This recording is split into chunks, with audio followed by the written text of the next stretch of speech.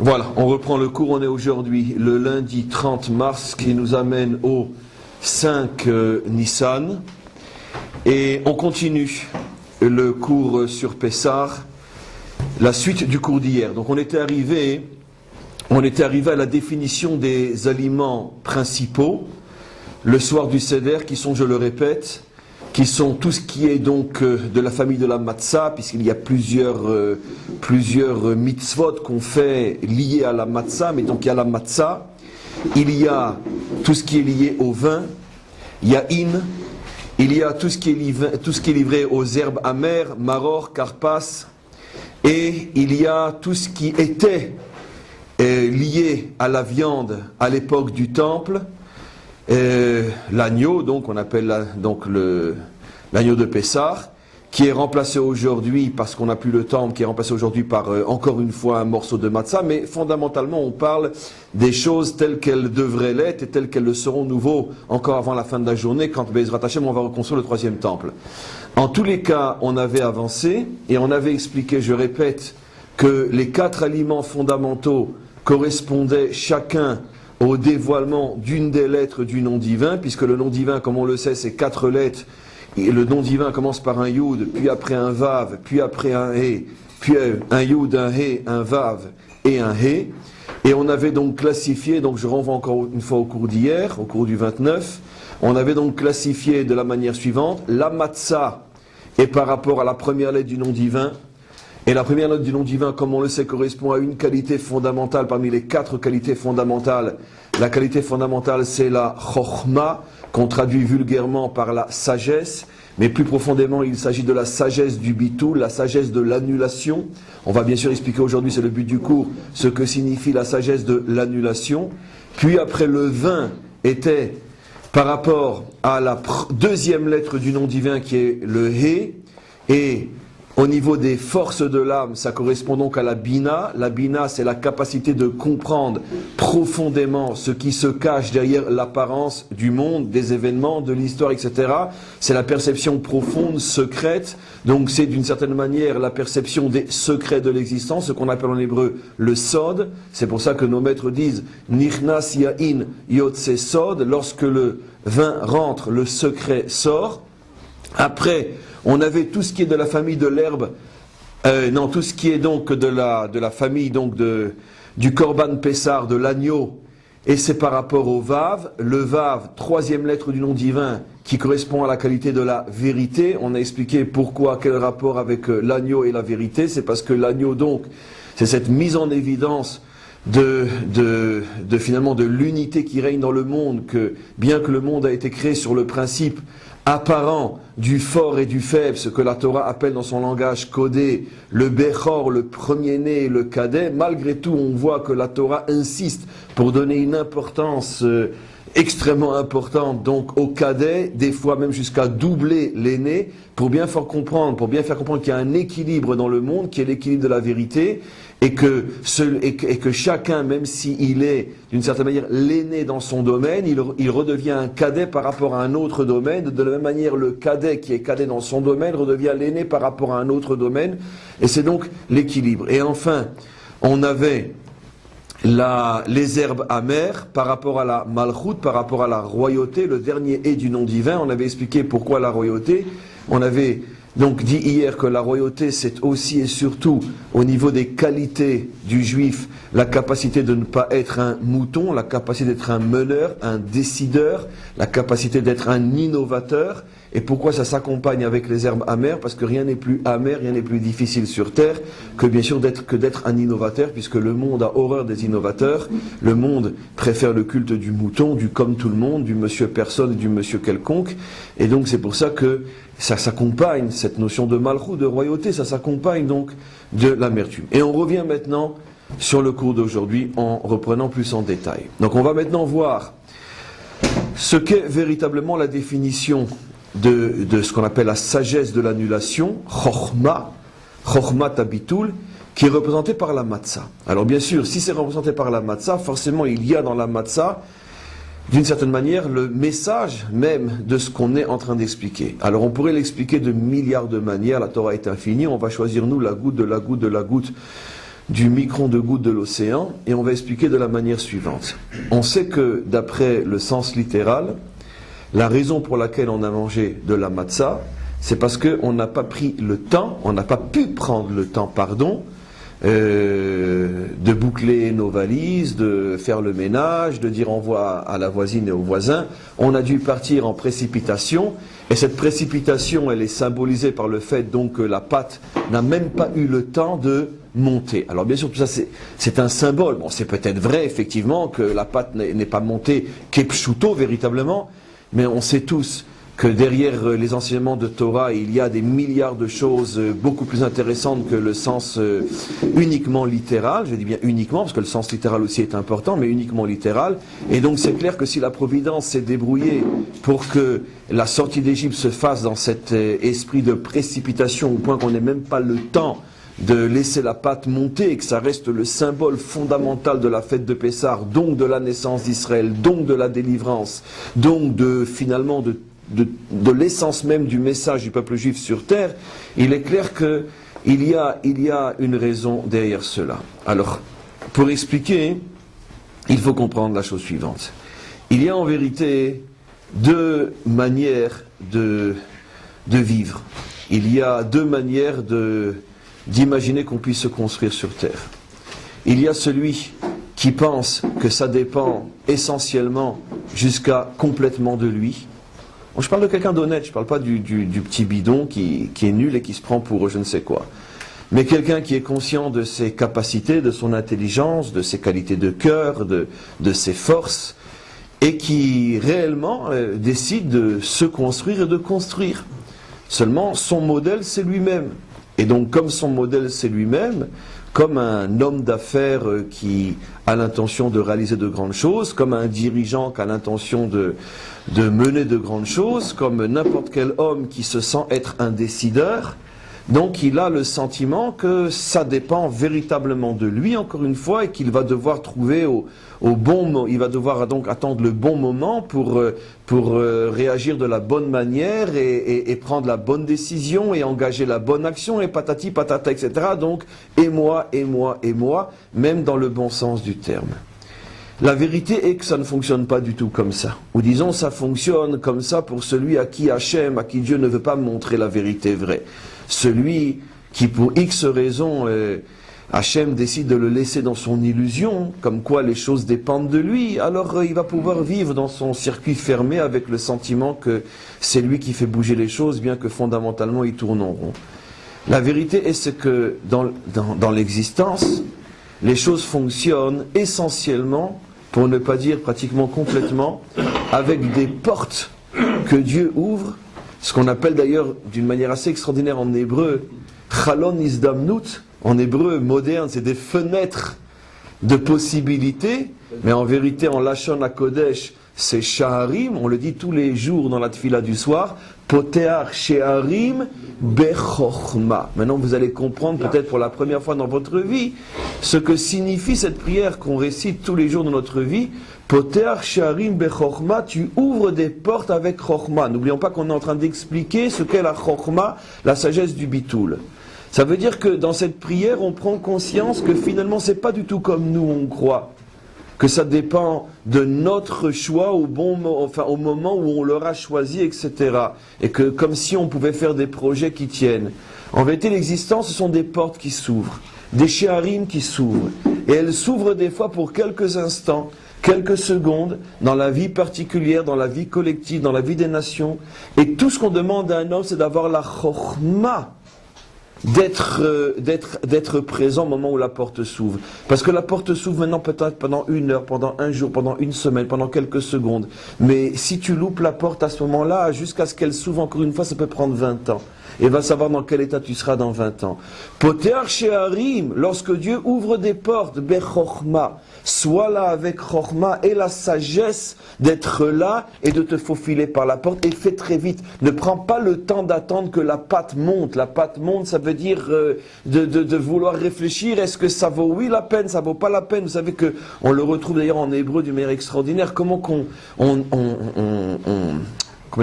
explique, pas comment qu'on explique, quel est le mot pour dire celui qui prend le temps de réfléchir? On dit la achmitz et à moar. La achmitz et à marshava, milachon chametz, qui veut dire donc fermenter. C'est extraordinaire, cette expression, la achmitz et à moar. On dit par exemple, quand quelqu'un risque de louper une bonne occasion, on lui dit al tachmitz et à izdamnut. Regardez comme ça ressort dans l'hébreu moderne de manière extraordinaire. Al tachmitz et à izdamnut. Mot à mot, ne fais pas monter le levain de la bonne occasion. Ma'akesher, quel est le lien? Pour bien nous faire comprendre que dans cette notion donc de levain, de fermentation, il y a une notion de passer à côté d'eux. Et c'est rentré, on pourrait dire, de la langue sainte, où là, véritablement, il y a le sens de cette expression, c'est descendu jusque dans le langage courant, sans s'en rendre compte. L'Israélien moderne, dans la rue, va dire « Oh, ichmatzti, mince, je suis passé à côté. » En français, « Mince, j'ai fait monter le levain. » Ma'akesher. Parce que justement, c'est ça le message qui se cache derrière l'histoire de la matzah. C'est-à-dire que le Ham Israël a pris conscience que les choix ne dépendent pas de lui. Le seul choix qui dépend de moi, est-ce que je veux, oui ou non, être présent au moment où la porte s'ouvre et foncer dans la petite ouverture et passer de l'autre côté. Pourquoi ça s'appelle Chokhmat Habitul? Pourquoi c'est ça la sagesse de l'annulation? Parce qu'il faut avoir, d'une certaine manière, une véritable dose de capacité de s'annuler pour admettre que finalement ça ne dépend pas de moi. Dit en français, ça veut dire que ma vie est gérée par une providence avec un grand P, par une ashgacha avec un grand He, une ashgacha pratique, une providence qui s'exerce dans ma vie, qui s'exerce dans le monde, et que c'est elle qui me mène là où elle veut me mener selon la mission qu'elle a décidée pour moi, car moi je ne sais pas véritablement qu'est-ce que je fais sur terre, pourquoi je suis là, où je dois aller, et il y a en vérité que cette providence qui peut me signifier ce que je suis et où je dois aller, en m'ouvrant des portes, en me fermant des portes, des fois je vois une porte grande ouverte, selon ma propre réflexion, je pense qu'il faut que je passe par là, et tout d'un coup, au moment où j'allais passer, la porte se referme, comme moi je comprends rien, je me mets à hurler, je me mets à râler, je me mets à bouder, et pourquoi, en vérité, ce qu'on ne sait pas, c'est que si on était passé par la porte, en ce qui nous concerne, il y avait de l'autre côté un ravin, on se serait déchiré. Et des fois, il y a des petites portes qui s'ouvrent, et ça ne dure que quelques secondes, et d'une manière un petit peu prétentieuse et pédante, on dit, mais non, c'est pas pour moi, ça m'intéresse pas, c'est nul, c'est bidon, etc. Et sache que de l'autre côté, il y avait le paradis qui t'attendait. Et ça fonctionne comme ça. Et donc, finalement, la chorma, c'est d'abord l'affirmation, la compréhension, l'acceptation que non seulement je ne suis pas seul dans mon existence, mais je ne suis finalement que le produit de l'acceptation des choix que Dieu fait pour moi. Alors, où est ma liberté? Où est ma dignité? Ma dignité, ma liberté, c'est que je peux refuser de passer par la porte. Ma liberté, c'est que je peux m'entêter à vouloir défoncer mes propres murs et me créer mes propres forces, mes propres portes. Mais c'est pas comme ça que ça fonctionne. Pour pouvoir se lier à Dieu, puisqu'on parle ici de la première lettre du nom divin, pour pouvoir se lier à lui, il faut donc acquérir le premier yud, qui est la chorma. C'est-à-dire que comment commence la vie d'un juif? À partir du moment où j'ai décidé de traverser l'existence avec les yeux grands ouverts, les oreilles grandes ouvertes, et être à l'affût, à la guerre, on dit, de ce que Dieu décide pour moi. C'est-à-dire décide pour moi. En plus, je ne sais pas ce qu'il décide pour moi, parce qu'il n'y a que moi qui décide. Mais des propositions qu'il me propose. Après, j'ai mon choix d'y aller ou pas. Quand la porte s'est ouverte, écoutez bien, je te laisse poser la question. Quand la porte s'est ouverte après 210 ans d'exil, quand la porte s'est ouverte, ce qu'on appelle Chalon Izdamnut, en hébreu la fenêtre de la possibilité, elle ne s'est ouverte que pour quelques heures. 4/5 ont décidé, on sait que 80% des Juifs ne sont pas sortis, ils sont donc restés perdus en Égypte. L'histoire n'a pas retenu leur nom et ce qu'ils sont devenus. Notre peuple s'est formé qu'à partir du 1/5 des 20% qui sont sortis. Ça n'a duré que quelques heures. Ça veut dire que ça a duré entre minuit, Makat Bechorot, la mort des premiers-nés, et le lever du jour. 6 heures. En 6 heures, il fallait décider, tu sors ou tu sors pas. 6 heures, c'est très très court quand on a une femme, des enfants, une famille, quand on a, même si on est esclave. Mais surtout pour aller dans le désert, pour suivre un fou, on sait pas qui c'est, d'où il vient, d'où il sort. Je veux dire, c'est pas évident. C'est bouleverser toute une existence en 6 heures. Je veux dire, aujourd'hui, avec l'avion, tout le confort, tout ce qu'on reçoit quand on arrive en Israël, il y en a, ça leur prend 60 ans pour décider de prendre l'avion. Et là, c'est 6 heures. Et donc, c'est pas une chose évidente. Et donc c'est comme ça que ça commence l'histoire juive, pour nous dire que la sortie d'Égypte étant le modèle fondamental de l'histoire, sache que dans ta vie de juif, c'est constamment ce qui va se passer. Je ne dis pas que ça fonctionne véritablement comme ça pour les 70 autres nations, mais pour nous juifs, c'est comme ça que ça fonctionne. Il y a constamment des portes qui s'ouvrent, tu l'as pris, tant mieux, tu l'as pas pris, on refait un tour pour 20 ans. C'est vrai, c'est pas si dur que ça, avec la prière, avec la teshuva, avec toutes ces forces, on peut précipiter, on pourrait dire l'ouverture de nouvelles portes qui n'étaient pas prévues si véritablement on le mérite. Mais globalement, ça fonctionne comme ça, oui. On décide de ne pas passer à ces portes. On décide. C'est nous qui décidons si on passe ou pas dans Parce que tu portes. n'as pas de bitoul? Non, ou alors est-ce que c'est par rapport à nos mérites? Parce que moi ce que je pensais, c'est que, en fait, on passait par cette porte, mais c'est la manière dont on passe. Non, des fonds ne passent pas par la porte. Des fonds ne passent pas par la porte. Des fonds ne passent pas par la porte. Ils ne sont pas sortis, c'est parce qu'ils ne méritaient pas. Ou c'est parce qu'ils. Le calcul, c'est ni toi ni moi qui pouvons le faire. Ça peut être la peur, ça peut être un manque de mérite, ça peut être de l'orgueil, parce que la porte qui s'ouvre n'est pas à ma mesure. Je pensais mériter mieux que ça. Donc on sait très bien, je veux dire, on sait très bien. C'est pas à ma mesure, on connaît l'exemple. Ah, mais ça, comment oui. Mais ça c'est par rapport à notre point de vue, c'est à ce qu'on voit. Oui. Mais est-ce que s'il se dit ça, cette personne-là se dit ça, c'est pas oui. parce que d'après il n'est pas méritant. Il ne doit pas passer en fait. Non, ça c'est pas sûr. Non, si une porte s'ouvre, c'est que véritablement Hachem décide qu'aujourd'hui tu es à même de la prendre. Comprenez? Combien? Je vais donner deux exemples, pas forcément les plus chanceux, mais en tout cas les plus concrets par rapport à ce que je dis. C'est l'histoire de celui qui vieillit, vieux garçon, vieille fille, et qui 40, 50, 60 ans, s'est jamais marié, malheureusement. Et il arrive là-haut, après 120 ans, avec une grande ta'ana, une grande accusation sur le maître du monde. Je comprends pas, c'est marqué dans ta Torah que depuis que tu as cessé de créer le monde, bien sûr je dis d'une manière amusante, tu ne fais qu'une chose, tu t'occupes de faire rencontrer les gens. Pourquoi moi j'ai jamais rencontré le mien? Pourquoi j'ai jamais rencontré la mienne? D'accord? Alors, qu'est-ce que lui montre Hachem à ce moment-là? Le film de sa vie. D'accord? Tu vois un tel et un tel et un tel et un tel et un tel et un tel et un tel. Je l'ai envoyé 100 fois. Ah mais non, celui-là il est idiot, c'est pas pour moi. Bon celui-là non, il est ashkénaze, c'est pas pour moi. Celui-là il aime pas ce couscous, c'est pas pour moi. C'est qu'à chaque fois, je t'ai ouvert une porte, mais toi, à cause de ta pédanterie, à cause de ton orgueil, à cause de ton imbécilité, t'as pensé que c'était pas pour toi. Et donc tu as finalement 20, 30, 50 fois, je t'ai amené la porte devant toi, mais tu l'as pas voulu parce que toi tu t'es fait une idée de la porte que toi tu veux emprunter. C'est exactement le contraire de ce qu'on dit, c'est ça qu'on appelle Chokhmat Habitoul. Et la sagesse de comprendre que ce qu'on t'envoie, c'est souvent, si pas tout le temps, bon pour toi. Seulement toi, tu es le contraire de celui qui est en état de bitoul. Tu ne veux pas t'annuler. Tu as décidé que c'est toi qui déciderais quelle est la grandeur du nez et la couleur des yeux de celle avec laquelle tu veux te marier. Et donc, comme jamais cette couleur d'œil s'est présentée, donc automatiquement, tu viens après là-haut, tu dis, pourquoi j'ai jamais eu l'occasion de me marier, moi? Mais il fallait prendre les 150 000 occasions que Hachem t'a données. Pareil par rapport à l'Aliyah. Combien de gens ne montent pas parce que non, si je retrouve pas le même travail à l'endroit où je veux, avec le même salaire, je monte pas. Mais non, quoi? Monter dans ces conditions, ça m'intéresse pas. C'est pas le même salaire, c'est pas la même profession, c'est pas... Mais qui te dit peut-être que pour toi, pour monter, ça passe par le fait que tu vas gagner moins, que tu vas faire ce travail qui, pour l'instant, en tous les cas, te correspond pas, parce que c'est la porte qu'on trouve pour mériter d'être à Jérusalem, Nekuda. Maintenant, tu veux rester à Paris, reste à Paris, continue à être médecin à Paris. Mais il y a des choix à faire. Le problème c'est que si l'homme n'a pas Chokhmat Habitoul, si c'est lui qui décide d'imposer à Dieu ce qui est bon pour lui, alors toute ta vie tu vas rester en Égypte. À partir du moment où tu comprends qu'il y a des portes qui s'ouvrent et que les portes ne sont pas forcément celles que tu aurais voulu, mais c'est les bonnes pour toi, c'est ça la Chokhma, c'est ça la sagesse. Alors évidemment, ça ne veut pas dire que l'homme doit se soumettre complètement au déterminisme.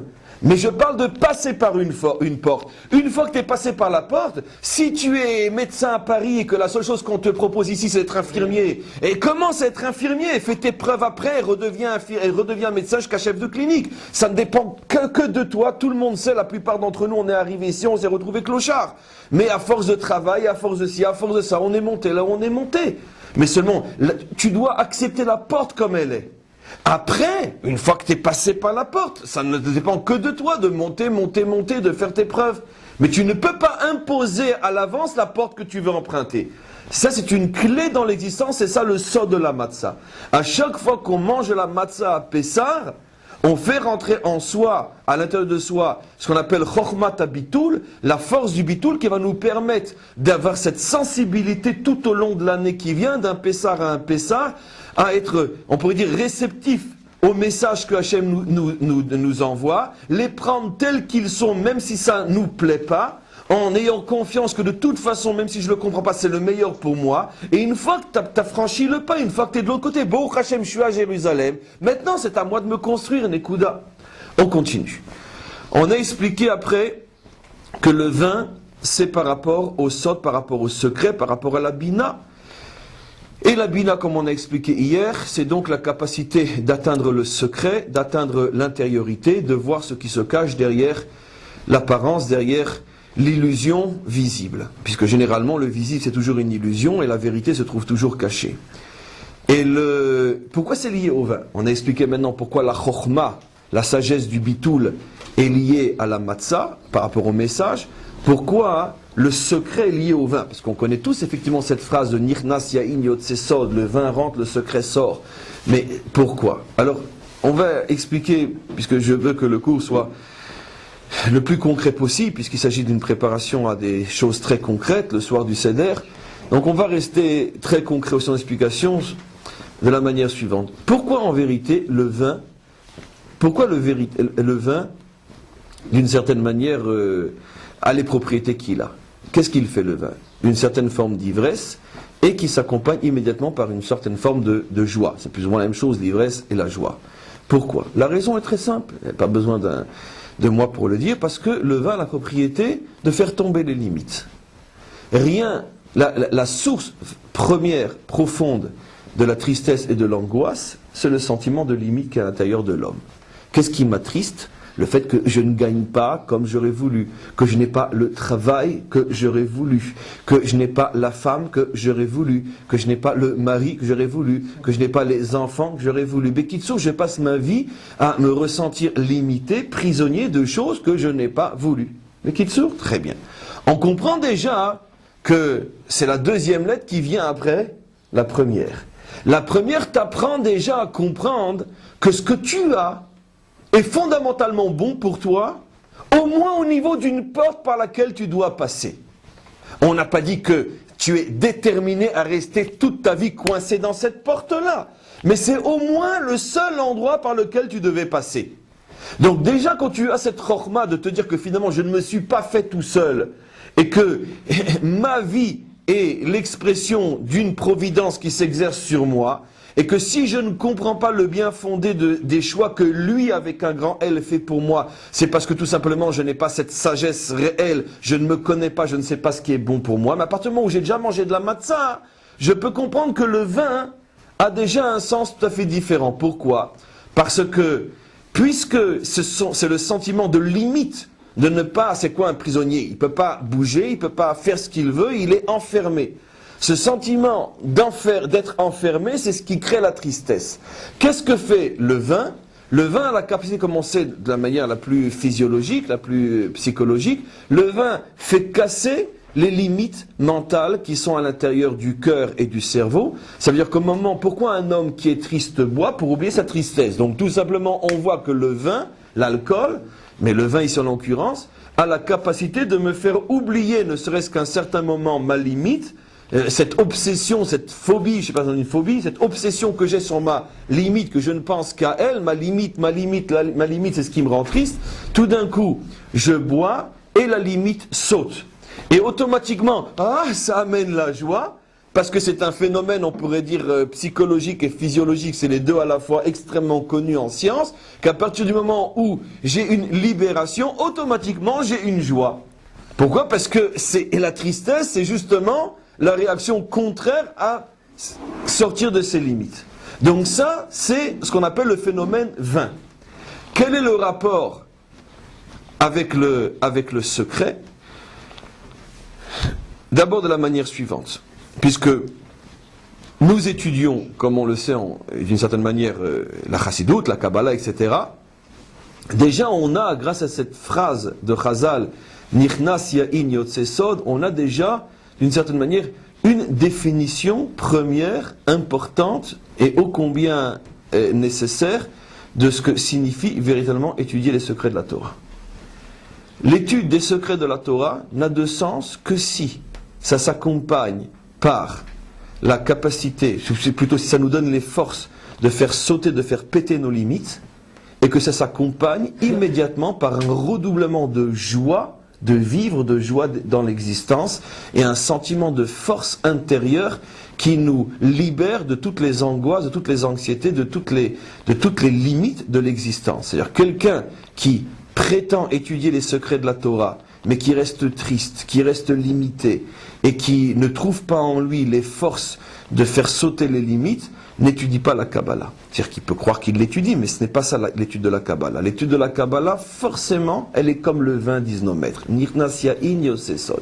Comment je peux savoir si Béhémet, j'étudie les secrets de la Torah, ou si je prétends, mais en vérité, j'étudie ma propre illusion? Comment je vais le savoir? Si ce que j'étudie me transforme au point de véritablement me porter de joie, de force, de courage, d'optimisme, d'espoir, au point que toutes les choses qui me limitaient dans ma vie, toutes les choses qui m'angoissaient, toutes ces choses-là sautent au fur et à mesure, c'est donc la preuve que véritablement j'étudie d'une certaine manière les secrets de la Torah. C'est vrai, pas seulement au niveau des secrets de la Torah, mais en ce qui nous concerne nous, c'est vrai aussi et surtout au niveau de notre existence. Puisque notre existence, elle se présente un petit peu comme ce dont on parle.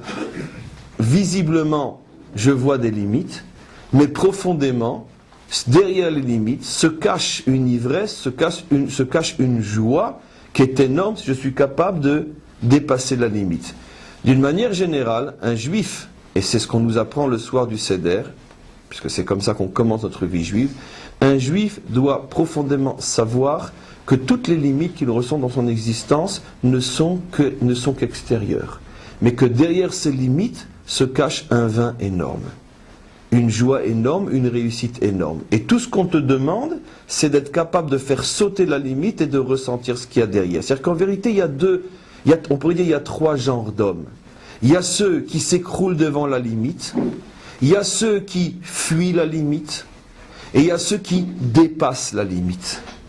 Ceux qui s'écroulent devant la limite, ça veut dire ça c'est le pire. Ça veut dire ceux qui finalement rendent un culte à la limite. Ils ont l'impression que la limite est vraie, on ne peut pas la dépasser, ils la voient comme un Dieu tout-puissant et ils s'écroulent devant. S'écrouler devant une limite, c'est une forme d'une certaine manière de soumission comme devant un Dieu étranger. Il y a ceux qui fuient la limite parce qu'ils ont peur. Et donc, ça veut dire quoi? Ils vont vivre dans l'illusion.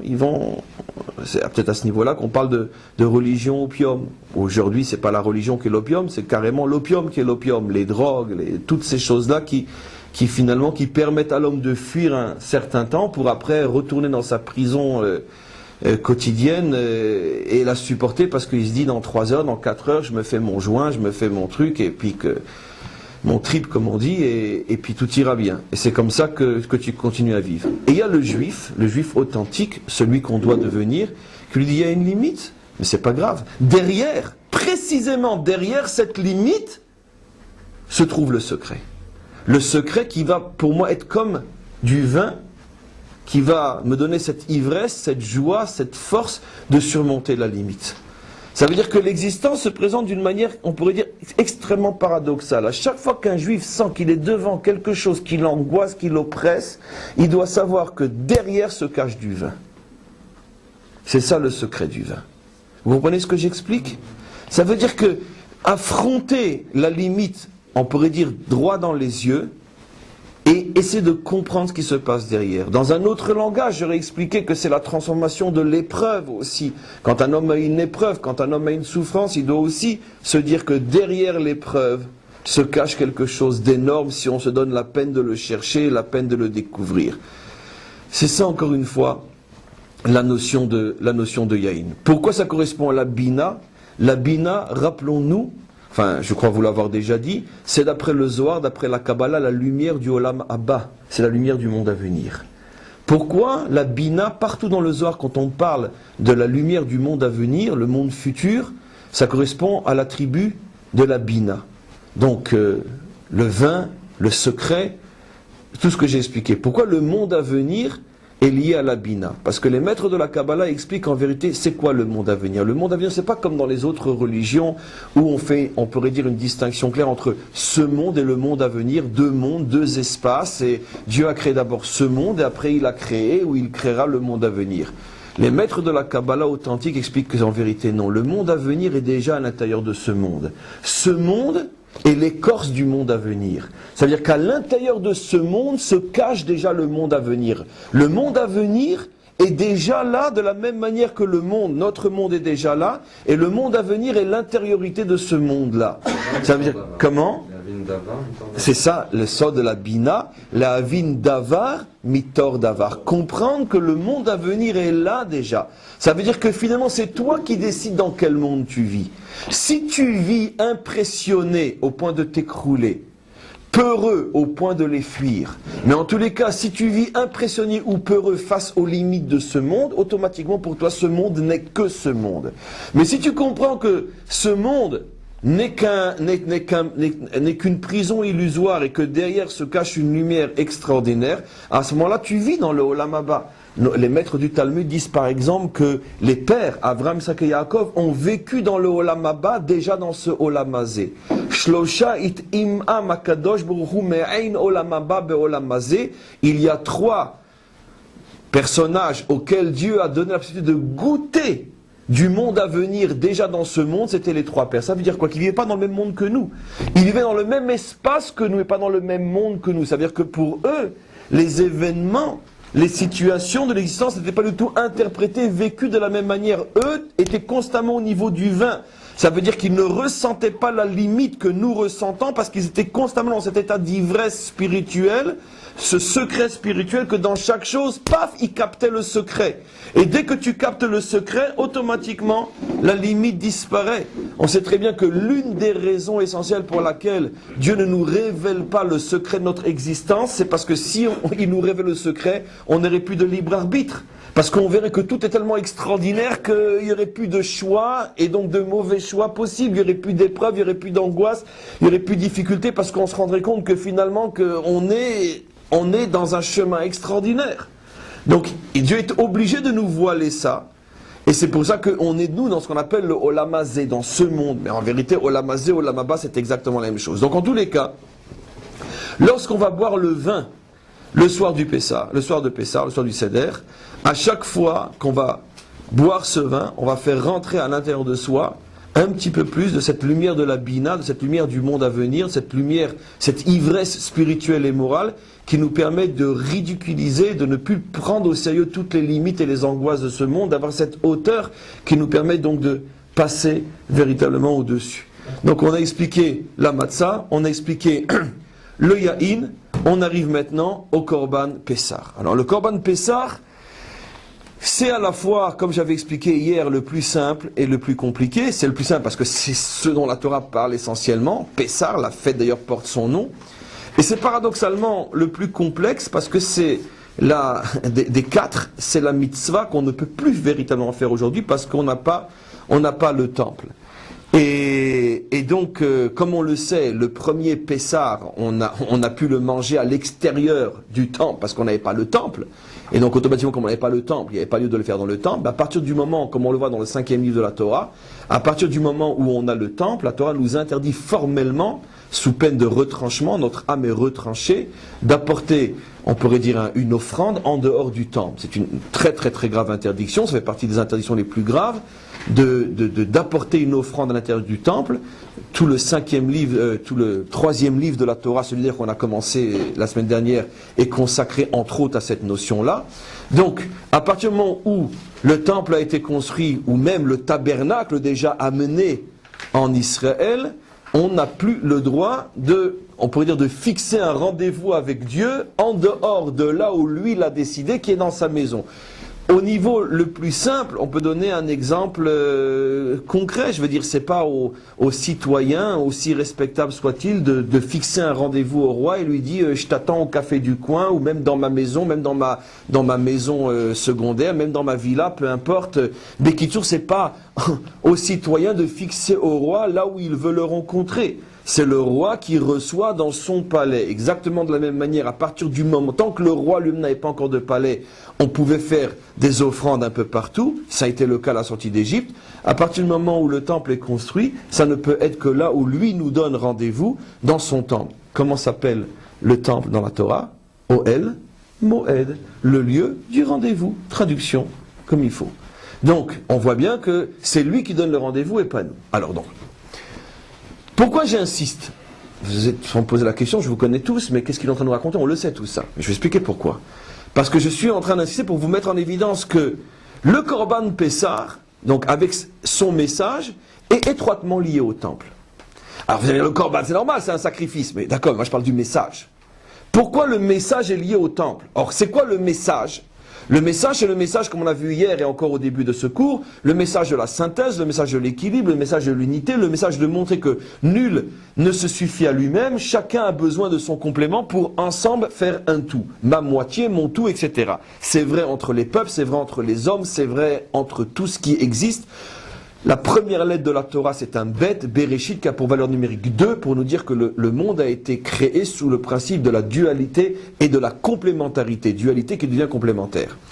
Donc pourquoi ce message-là est-il lié au temple? Pourquoi le message de la sagesse du bitoul, la matzah, ou le message du secret, l'ivresse du secret, le vin, pourquoi ces messages-là sont indépendants du temple et pourquoi précisément celui-là dépend du temple? Alors on va expliquer d'une manière simple et après d'une manière plus profonde.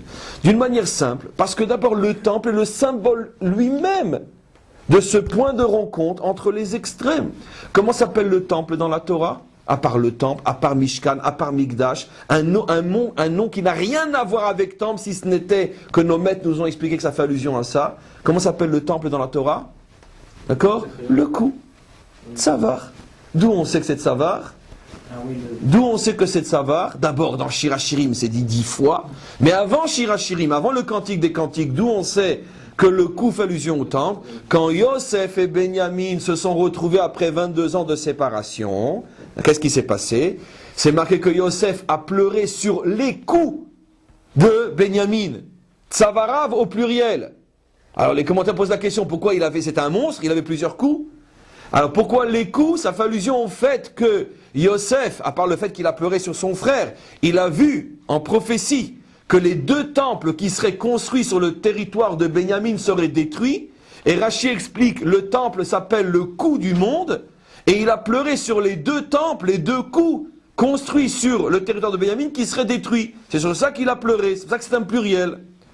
Donc, et pourquoi le temple s'appelle le cou? Parce que de la même manière que le cou relie la partie, on pourrait dire, basse à la partie haute, le corps qui est la partie, on pourrait dire, essentiellement mécanique, exécutante, et le cerveau qui est, on pourrait dire, la lumière, le dirigeant qui décide, le ciel et la terre, Dieu et l'homme, l'âme et le corps, le spirituel, le matériel, c'est toujours les mêmes notions, le cou et le chibour entre les deux. D'accord. Quand la Révolution française a voulu séparer l'Église de l'État, qu'est-ce qu'elle a pris comme symbole? La guillotine. On coupe le cou. Eux ne savaient pas ce que je suis en train d'expliquer. Mais en vérité, sans le savoir, c'est à ça qu'ils faisaient allusion. Pourquoi cette mort-là de couper le cou? Parce qu'une révolution qui s'est voulue, on pourrait dire, la précurseur de la civilisation moderne, où on sépare nettement le spirituel du matériel, l'âme du corps, Dieu du monde, automatiquement le symbole de la séparation, c'est la guillotine. On coupe le cou. Il n'y a plus de place pour le chibour entre les deux. Donc le temple, comme on a expliqué, c'est le chibour entre les deux. Donc ce chibour-là, cette unité, entre toutes les dimensions. C'est pour ça que ça s'appelle aussi Ohel Moed, le lieu de rendez-vous, dans le sens d'un rendez-vous entre 2 personnes qui s'attendent, qui se désirent, qui se donnent rendez-vous. Le Créateur et la créature, et tout ce que cela signifie. Donc ça c'est déjà la première explication. Pourquoi? Si on a le temple, alors ça veut dire donc que manifestement le peuple juif est au niveau de pouvoir réaliser cette synthèse. Si on n'a pas le temple, c'est donc la preuve la plus claire comme quoi on a perdu ce niveau. Et effectivement, aujourd'hui, nous n'avons pas le temple, donc c'est clair que le peuple juif a ce niveau potentiellement parce qu'il a la Torah, et il l'aura encore avant la fin de la journée parce que le Mashiach va venir. Mais, pour l'instant, c'est du potentiel, et réalisé, ce n'est pas encore. D'où on sait que malgré le fait que ce n'est pas encore réalisé, potentiellement la chose n'a pas disparu de nous, puisque vous savez que L'endroit, la sainteté qui se trouve à l'endroit où était le temple, cette sainteté n'a pas disparu. Malgré la présence de la mosquée, malgré la présence de tout ce qu'il y a là-bas, la sainteté n'a pas disparu. C'est une chose folle quand on essaye de comprendre une chose pareille. Comment, d'un endroit où se trouvent aujourd'hui tous les symboles qui sont à l'extrême opposé de celui du temple, comment on peut dire que la même sainteté qui se trouvait à l'époque du temple est encore là-bas, au point que c'est la raison pour laquelle nous ne pouvons pas aller là-bas, puisque nous ne sommes pas en état de pureté, et puisque pour toutes les raisons qu'on sait, etc., donc on n'a pas la possibilité donc de se rendre là-bas, et c'est pour ça que si on se rend là-bas aujourd'hui, si on rentre dans la mosquée aujourd'hui, peu importe, ou à l'endroit où il y a la mosquée, on fait une faute aussi grave qu'à l'époque où il y avait le temple. C'est quelque chose qui est absolument incompréhensible. Pourquoi c'est comme ça? L'une des raisons est que c'est pour nous faire comprendre que finalement c'est seulement les murs qui ont disparu. La possibilité de voir le temple, mais dans le fond, dans son essence, le temple n'a pas disparu. Et pour nous, c'est un encouragement énorme à deux choses. D'abord, ça nous permet de savoir que tôt ou tard, on le reconstruira, puisque finalement la pierre qu'on va reconstruire ne mettra qu'en évidence l'âme du temple qui, elle, n'a pas disparu. Et ça veut aussi nous faire comprendre que le niveau du temple, nous ne l'avons pas perdu complètement. Simplement qu'il est en nous, mais il n'est pas visible, il n'est pas dévoilé en nous. Ça ne dépend que de nous de le remettre en évidence très prochainement, Be'ezrat Hashem. En tous les cas, quoi qu'il en soit, revenons maintenant à la question. C'est vrai, on n'a pas perdu complètement le niveau du temple. On a toujours cette force de vérité en nous. Mais quoi qu'il en soit, c'est pas visible. Alors, pourquoi cette mida, à votre avis, est plus difficile que, par exemple, la mida qui correspond à la matzah? La matzah, on en mange. Le vin, on en boit. C'est-à-dire qu'aujourd'hui, même en exil ou en fin d'exil, on peut encore arriver à Chokhmat Habitul, la sagesse de passer par les portes qui s'ouvrent. Aujourd'hui, malgré l'exil ou fin d'exil, on peut encore arriver à faire casser les limites et arriver à cette ivresse spirituelle et morale qui nous donne la joie d'être au-dessus des limites. Très bien. Pourquoi aujourd'hui, malgré l'exil, on n'arrive pas à cette unité, on n'arrive pas à cette vérité? Pourquoi elle n'est que potentielle? Pourquoi là, on n'a plus la viande de l'agneau? Pour nous montrer qu'on est en manque de quelque chose. Pourquoi? Quelle est la différence? Apparemment, surtout que, pour mieux comprendre la question, si on regarde par rapport aux lettres du nom divin, ici, maintenant, au niveau du temple, au niveau de l'agneau, on est à la 3e lettre, donc on est descendu. Alors, c'est paradoxe. On arrive à avoir les 2 premières et on n'arrive pas à avoir la 3e. Comment c'est possible? Alors, alors justement, c'est le chibour qui est le plus difficile. Mais en vérité, la réponse, elle est simple. Comme je le dis toujours et comme on le sait, les Français ont déjà répondu à cette question, l'enfer est pavé de bonnes intentions. Le monde de la Chokhma et de la Bina, c'est un monde qui est essentiellement au niveau intérieur, personnel. Ça me concerne moi. Ça ne me concerne pas directement dans mon rapport avec le monde, avec l'autre. D'accord? Ça veut dire que, c'est quoi la Chokhma, sagesse du bitoul? Être capable, moi, dans ma vie à moi, d'être réceptif aux portes qui s'ouvrent, aux fenêtres qui s'ouvrent, aux choix que Dieu me propose de faire, etc. Bon, je peux comprendre qu'un homme honnête, moral, spirituel peut avoir ce niveau-là. Très bien, ça me concerne moi. Dans mes épreuves, mes difficultés, mes angoisses, mes anxiétés, arriver à trouver cette ivresse intérieure qui fait que je minimise la difficulté et que je sens, on pourrait dire, le feu du vin spirituel en moi, ça me concerne moi. Quand j'ai une épreuve, je peux très bien dévoiler ce vin intérieur, ça me concerne moi. Par contre, ce dont je parle maintenant, c'est forcément dans le rapport au monde, dans le rapport à autrui. D'accord ? J'aimerais bien m'entendre avec mon voisin, mais il est tellement nul que c'est absolument impossible. J'aimerais bien. Avec un voisin que je dessinerais moi-même ou que j'inventerais, je voudrais bien, mais pas avec celui-là, il est nul. D'accord? Et puis en plus, je veux dire, constamment, il met sa voiture, il se gare à ma place de voiture, il le fait exprès. Quand il sort de la voiture, je le vois, il me regarde pour voir si je regarde par la fenêtre. Il me nargue, cette andouille. Comprends? Donc, je veux dire, j'aurais bien voulu m'entendre avec mon épouse, avec mon mari, mais si je l'avais inventé, le problème c'est que je l'ai pas inventé, et c'est celle que j'ai. Et donc, c'est très dur, parce que tous les matins, je la regarde, il me regarde, je le regarde, et je veux dire, il est affreux, c'est insupportable. Donc si je pouvais en inventer, bon aujourd'hui on n'a pas besoin d'en inventer, je veux dire on va avec d'autres. Mais je veux dire que c'est une manière d'en inventer d'autres. Surtout qu'elles n'engagent à rien les autres ou les autres, puisque c'est gratuit, c'est un soir, on revient chez soi à la maison, j'ai tardé au bureau, etc. On connaît. Donc c'est facile, on peut en inventer. Mais et la vraie, le vrai, celui-là il est insupportable. Donc Bekitsu, vous avez tous compris que la mida dont je parle, elle n'engage pas que moi. c'est ma relation avec l'autre. Puisque c'est la complémentarité. Donc c'est par définition même laisser une place à l'autre et l'accepter tel qu'il est. Ça, c'est ce qu'il y a de plus difficile. Parce que tant que ça me concerne moi je peux être un héros, mais lui, il est nul. C'est ça, c'est l'espace, c'est l'horizontalité. C'est le plus difficile, l'espace. Le plus difficile, ce qu'on a tous constamment perdu. Toutes les mitzvot qui me concernent moi, ce qu'on appelle très très bien la remarque, tout ce qu'on appelle dans la Torah, chovat gufa, chovat gavra, toutes les mitzvot qui me concernent moi en tant qu'individu, en tant qu'homme, n'ont pas disparu en exil. Toutes les mitzvot qui sont liées à l'espace ont pratiquement disparu en exil. D'abord parce qu'on n'a plus d'espace, on n'a plus la terre. Donc toutes les mitzvot liées à l'espace-terre ont disparu en exil. Mais quel est le message? C'est ce qui a été expliqué maintenant. Parce que l'espace, c'est la relation horizontale, c'est la relation avec l'autre, c'est la relation avec le monde. Qui dit peuple dit deux voisins qui ne se supportent pas. Donc tant que je suis avec moi-même, c'est facile, mais dès que je suis avec l'autre, c'est insupportable. Donc c'est pour ça que j'ai dit que le monde l'enfer est pavé de bonnes intentions. Ça veut dire au niveau des intentions, tant que c'est le voisin que j'aurais voulu, je m'entends à merveille avec lui, mais quand c'est celui que j'ai, je ne le supporte pas. Donc c'est pour ça que finalement cette mida-là est la plus difficile, c'est celle devant laquelle on se casse tous la figure. Vous comprenez? Mais en vérité, si on réfléchit, et c'est ce que je vais commencer à faire, vous voyez qu'il y a un message qui, comme un relais, traverse toutes les lettres du nom divin. C'est toujours le même message, mais qui, on pourrait dire, qui s'affirme de plus en plus. Le message a commencé par « Tu n'es pas propriétaire de ta vie, ce n'est pas toi qui te construis de A à Z, fais attention, sois attentif aux portes qui s'ouvrent, Dieu est là, et c'est lui qui te guide, c'est lui qui intervient dans ta vie. » Premier message, donc, l'acceptation d'autre chose.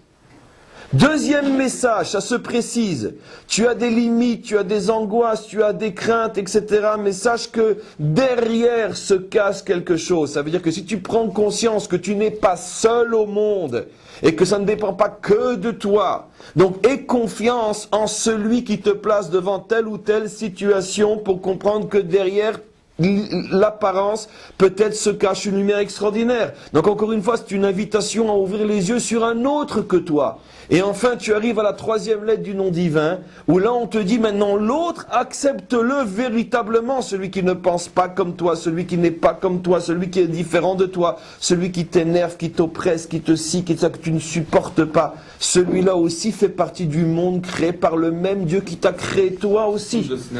C'est le tikkun de Sinatrinam, c'est le tikkun de l'aide gratuite, c'est le tikkun de tout ce qui fait qu'on est en exil. Nos maîtres n'ont pas dit qu'on est en exil parce qu'on n'a pas su s'annuler devant Dieu. Nos maîtres n'ont pas dit qu'on est en exil parce qu'on n'a pas su avoir la joie au moment des épreuves. On est en exil parce qu'on n'a pas supporté notre voisin. Donc on voit bien que c'est finalement au niveau du Vav que tout se joue.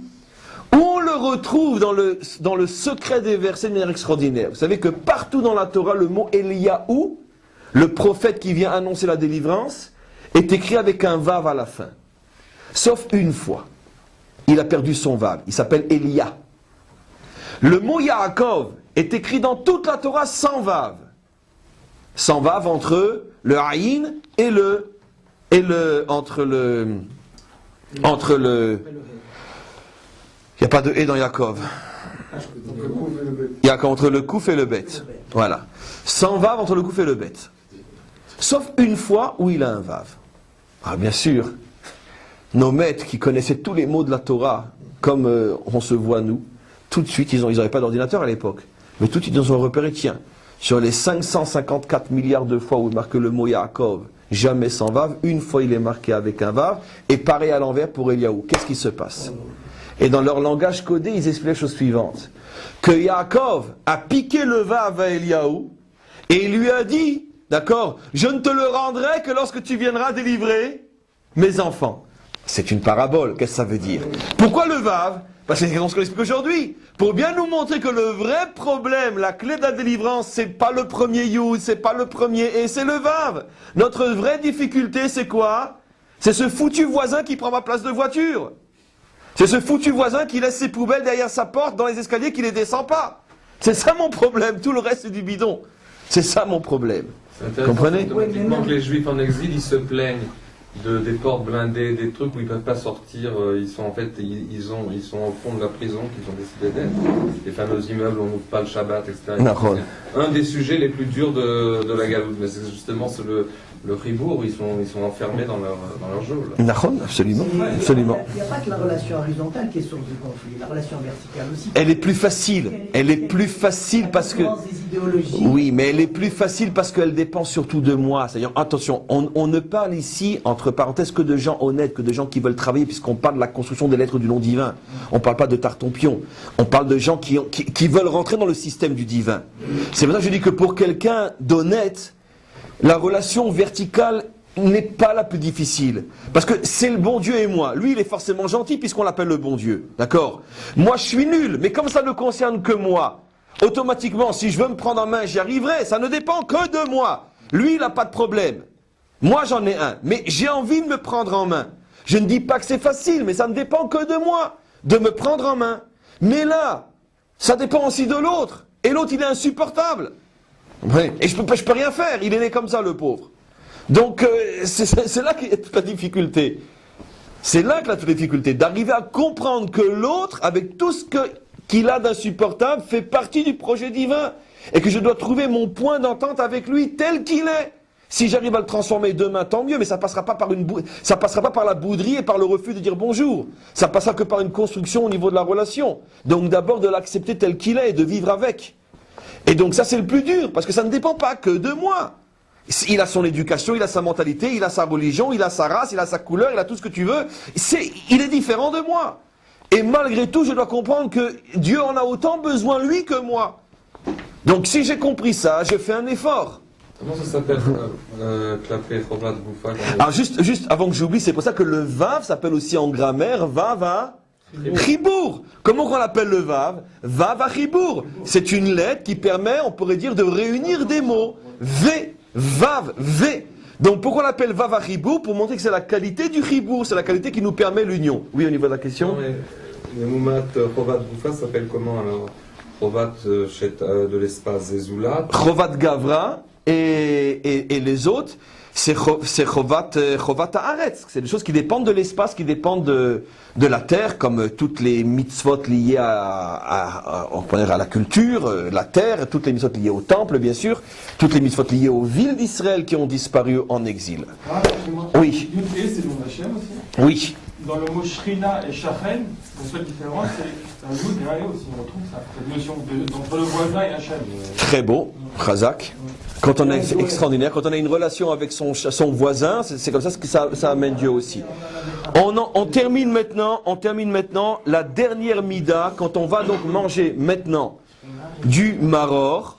Ah donc, non, je n'ai pas terminé. Donc aujourd'hui, on ne mange pas directement l'agneau, pour toutes les raisons qu'on a expliquées, pour bien nous faire comprendre, pour nous mettre en présence de notre manque. Et que chaque année, vous savez comment on termine comment finalement on termine l'Agada en disant qu'on espère que l'année prochaine on pourra manger de l'agneau. Donc finalement on termine l'Agada en exprimant notre manque. Et on doit ressentir de cette manière un sentiment de frustration, de honte, de gêne, qu'on ne peut pas manger l'agneau. Ce qui veut dire que finalement on doit se dire que le problème c'est ma relation avec ma femme, ma relation avec mes enfants, ma relation avec mon voisin, ma relation avec le monde entier. C'est ça mon problème, c'est pour ça que j'ai pas d'agneau sur ma table. Et enfin, on termine avec le Maror. Maror, dernière lettre du nom divin qui correspond à la Malchut, comme j'expliquais hier, comme je réexplique aujourd'hui. Et qui, encore une fois, pourquoi c'est de l'herbe amère? De l'herbe amère, le message est que le prix à payer pour ne pas être un mouton dans ce monde, pour être un roi et non un serviteur, c'est le prix donc de l'herbe amère. Pourquoi? On a expliqué. Le monde est fait de telle manière qu'à chaque fois qu'un homme veut prendre les devants, à chaque fois qu'un homme veut s'affirmer, veut exister, veut être, il attire sur lui de telles oppositions, de telles critiques, de telles guerres et de telles luttes que finalement ça le plonge dans une amertume tellement grande que finalement, je dis, bon, allez, zut, je vis comme tout le monde et un point, c'est tout.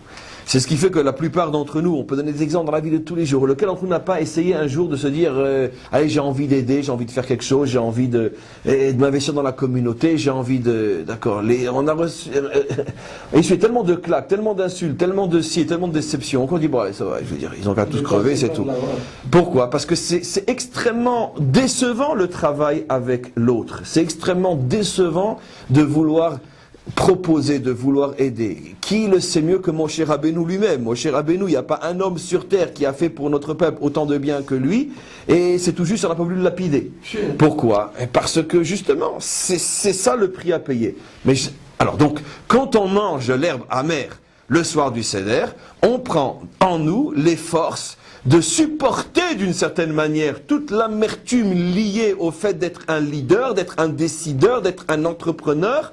On prend sur nous d'accepter cette amertume, de ne pas profiter de l'amertume pour dire je fais rien. C'est-à-dire que c'est le prix à payer, Nekuda, c'est le choix que je fais. Je ne veux ni merci, ni zut, ni bonjour, ni au revoir, critiquez-moi, démolissez-moi, je m'en fous, moi je fais. Donc ça c'est le prix à payer. Maintenant je pose seulement une petite question, et bête apparemment. Et pourquoi c'est comme ça finalement? Pourquoi pour être un roi, il faut manger de l'herbe amère? Pourquoi? Vous savez que derrière Agav, c'est ce que David Ameller faisait toutes les nuits à Chatzot quand il se levait, d'accord? Il avait un petit crouton de pain qui, après la prière de minuit, il trempait dans les larmes versées pendant toute la nuit, et au petit matin, il trempait son crouton, il trempait dans les larmes et il mangeait. Bah, roi d'Israël, t'as pas une autre nourriture, un petit croissant, une baguette parisienne, je sais pas moi. C'est étonnant. Mais pourquoi? Parce que justement, entre autres, il voulait symboliser par cet acte-là, parce que vous savez maintenant, la journée commence, et qui mieux que David Ameller sait ce que ça veut dire pour lui la journée qui commence, c'est la catastrophe qui commence. Il n'y a pas un homme qui a autant souffert, autant été critiqué, autant été comploté, autant été... Tout ce que vous voulez que David Ameller, son propre fils a voulu le tuer, tout le monde l'a abandonné, son bras droit, ses conseillers, son maître, ses élèves, il a été lâché par tout le monde, il est mort de froid à l'âge de 70 ans uniquement. Alors que c'était un lion, il est mort refroidi, ça veut dire qu'il est mort de froid, il ne pouvait plus se réchauffer. Pourquoi? On sait très bien que c'est une maladie, en principe, qui arrive très très tard, pas un homme de 70 ans, surtout un lion comme David, parce qu'il a tellement souffert et a encaissé, qu'il s'est refroidi. Ça veut dire qu'il a perdu toute cette chaleur de vie en lui qui donne de la chayout à un homme. Parce que tout le monde l'a lâché. En tous les cas, pourquoi c'est comme ça? Pourquoi finalement c'est le prix à payer? Normalement, et on devrait être content lorsqu'on a un Moshe Rabbeinu à notre tête, lorsqu'on a un David à notre tête, on devrait être content. Pourquoi il faut manger de l'herbe amère? Alors, la raison, elle est extrêmement simple. La raison est extrêmement simple, pourquoi? Parce que c'est lié encore une fois à tout le message. L'acceptation de l'autre. J'explique. On commence avec le premier Youd à accepter que je ne suis pas tout seul, il y a un Dieu. On commence avec le premier à accepter que ce que je vois, c'est pas toute la réalité, il y a quelque chose derrière, et si je le trouve, c'est un vin extraordinaire.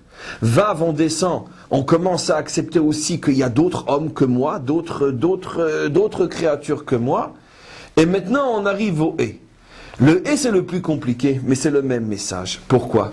Parce que qu'est-ce qui fait finalement que ceux qui se mettent en avant sont tellement compliqués, sont tellement critiqués? Ben, à cause du principe connu, c'est que on n'aime pas ceux qui sont différents. Et la véritable mauvaise nature de l'homme, c'est d'être un mouton.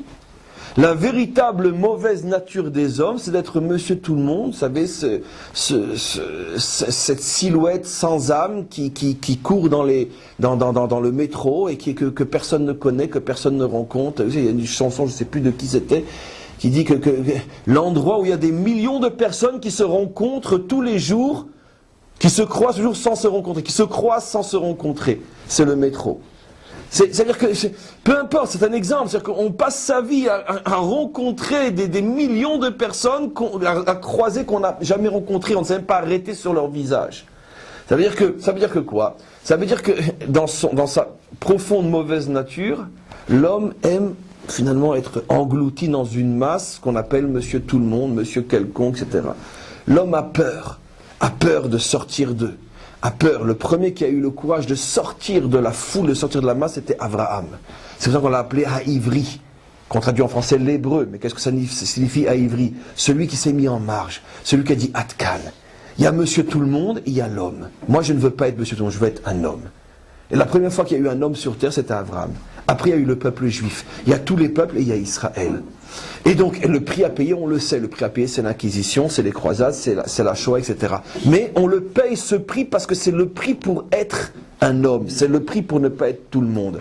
Mais comme tout le monde, par définition, est un mouton, automatiquement, dès qu'on voit un homme, ça attire la haine. Pourquoi ça attire la haine? Parce qu'on ne supporte pas la différence. Et donc, c'est pour ça que d'une certaine manière, là, on arrive à quelque chose d'extraordinaire par rapport aux trois autres éléments. Tous les autres éléments, les trois autres aliments, représentent une forme de promesse de tikkun possible. C'est-à-dire, mange la matzah, tu pourras arriver à faire rentrer en toi la sagesse du bitoul. Bois du vin, tu pourras faire rentrer en toi la joie de sortir des limites. Mange de l'agneau, bon ça on l'a plus en vérité, non l'agneau ça on l'a pas, mais c'est la même notion. Quand on l'a l'agneau, ça veut dire mange de l'agneau et tu pourras, je parle même à l'époque où il y avait de l'agneau, mange de l'agneau et tu arriveras à l'unité. Mais même à l'époque où il y a de l'agneau, on te dit mange de l'herbe amère, si tu veux être un roi. Comme pour te dire, sache que ça, il n'y a pas de tikkun. Pour l'instant, dans ce monde, il n'y a pas de réparation à ce niveau-là. Si tu veux être un roi, je ne peux pas te promettre que ça va se faire dans la joie, etc. Si tu veux être un roi, tu mangeras de l'herbe amère. Et là, le message est fabuleux. Et c'est le dernier message des 4 lettres du nom divin. Et je le répète, pour chacune des qualités qu'on te demande d'acquérir, on te promet que ça peut s'arranger. Mange de l'agneau, tu arriveras à l'unité. Bois du vin, tu arriveras à la joie. Mange de la matzah, tu arriveras au bitoul. Tu veux être un roi, mange de l'herbe amère. Ça veut dire que sache que ça, c'est quelque chose qui est absolument incontournable. Tu ne peux pas dans ce monde arriver à la royauté sans l'amertume qui l'accompagne. Pourquoi? Parce que dans la mesure où la profonde, véritable, mauvaise nature du monde, c'est l'impersonnalité, c'est l'anti-marginal, c'est l'anti-différence, automatiquement, je peux encore accepter l'autre, mais s'il me ressemble. Mais un autre qui est radicalement différent, j'accepte pas.